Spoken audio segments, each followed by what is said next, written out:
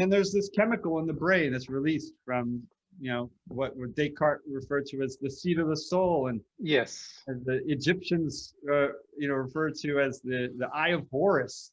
The only unilateral structure in the brain is In the brain. And it seems like a very interesting structure, and it's been implicated in mystical states only because there is some limited data, like Horacio was alluding to, that its data is not very convincing, but it is the data that does exist. It shows that it's a precursor to a chemical that's naturally occurring in the brain and is DMT. It's a psychedelic that's used for very short, intense psychedelic experiences.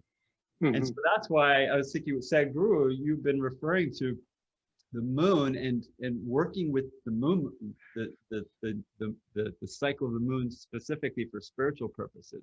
David, the thing is, see, in the yogic system, there are simple processes with which, particularly on full moon nights, where you can get totally stoned out just on moonlight. There are processes to do that.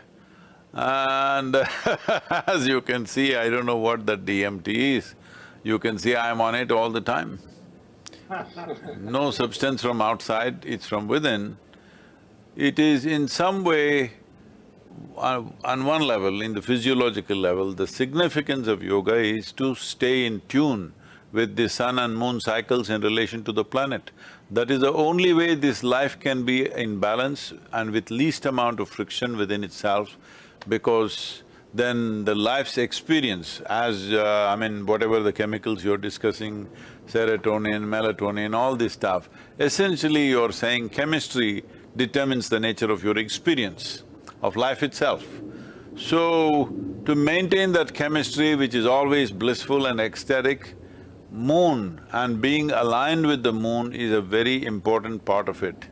So, there are various practices associated with that.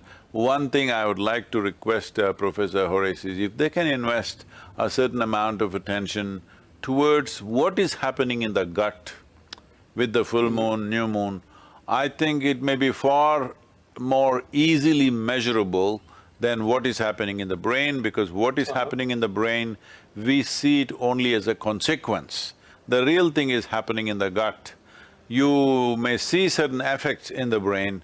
What is a consequence is one thing, but the process, the changes that are happening within the gut region is very big. What is happening is there more solid kind of stuff, it is more tangible, that maybe it is more easily measurable than what's happening in the brain.